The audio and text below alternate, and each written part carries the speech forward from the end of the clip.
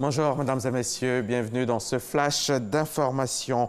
Les recettes brutes de la DGI au titre du deuxième trimestre 2019 s'établissent à 702,1 milliards de francs CFA pour un objectif de 703,2 milliards, soit un écart négatif de 1,1 milliard de francs CFA, un taux de réalisation de 99,8%. L'information a été donnée hier par le directeur général des impôts à l'occasion du séminaire bilan de la régie, séminaire qui a également dégagé les perspectives pour le troisième trimestre 2019. C'était au micro RTI1 de Cheikh Koné Aboubakar.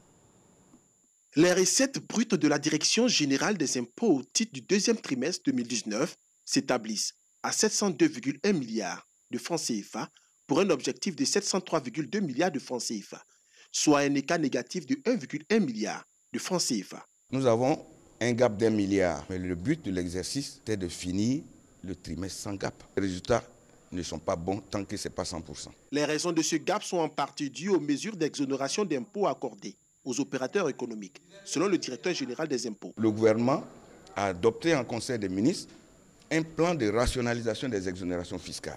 Et donc, ça veut dire qu'au sommet de l'État, la question est adressée et que progressivement, nous allons vers la réduction des exonérations. À l'échelle du premier semestre, les recettes se chiffrent à 1193,2 milliards de francs CFA pour un objectif révisé de 1196,5 milliards. Il en découle donc un écart négatif de 3,3 milliards. Le représentant du secrétaire d'État chargé du budget du portefeuille de l'État a félicité le personnel de l'administration fiscale et l'a invité à redoubler d'efforts. Le gouvernement est engagé dans des programmes sociaux de grande envergure. Et cela demande des recettes fiscales importantes.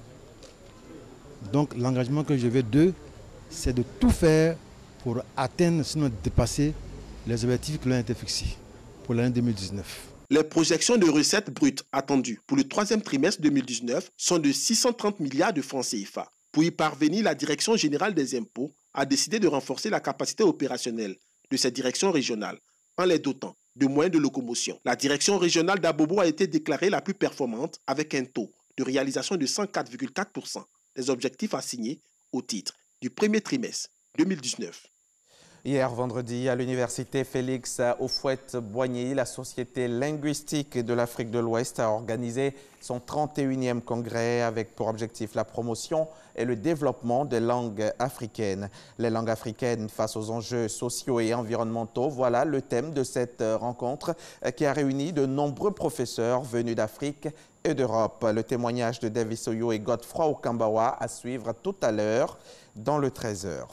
Deux premiers cas d'Ebola viennent d'être confirmés en République démocratique du Congo dans le Sud Kivu. Il s'agit d'une femme et de son jeune enfant.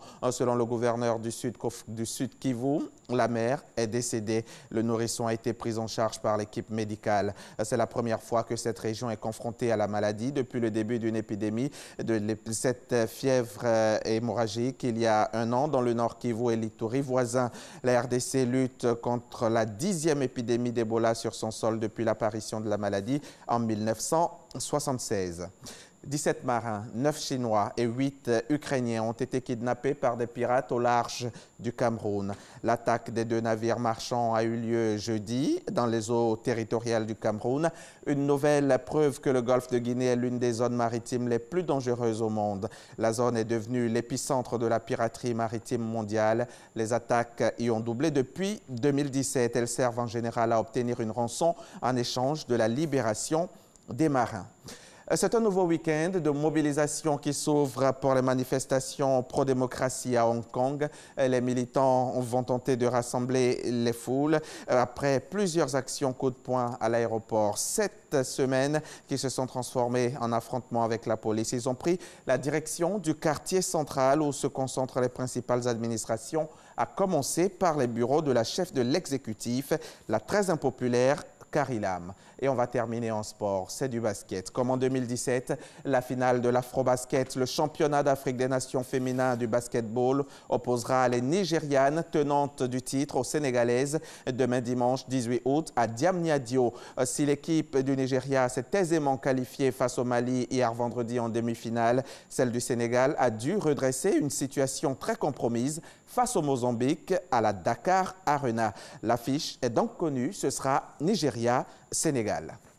C'est la fin de ce flash, mais restez en place, je reviens à 13h pour le journal.